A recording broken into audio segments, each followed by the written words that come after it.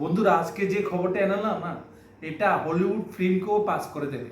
যে বাংলাদেশের এমপিকে হত্যা করেছে ইন্ডিয়ার মধ্যে, একটা বিদেশের এমপিকে ভারতে এসে হত্যা করেছে। আর এটার ক্রাইম সিন কোথায় হয়েছে? কলকাতার নিউ টাউনে একটা ফ্ল্যাটের মধ্যে। ওরা যারা হত্যা করবে তার 13-14 দিন আগেই কলকাতায় এসেছিল। এসে ওরা ফ্ল্যাট একটা ভাড়া নিয়েছিল।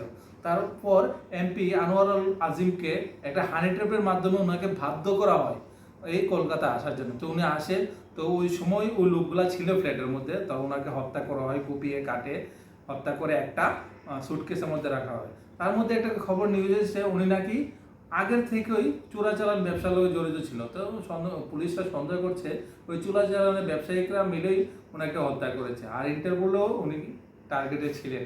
তো ওই পুলিশরা ওই খুনি বা আসামিদের পাকড়াও করেছে, ধরেছে। এখন তাদেরকে থেকে জিজ্ঞাসাবাদ করছে কীভাবে কী হয়েছে।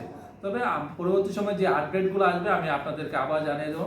তারপর আপনারা আমার চ্যানেলটাকে সাবস্ক্রাইব করুন, লাইক করুন এবং বেল আইকন দাবান। ঠিক আছে, চলো চলি, বাই বাই।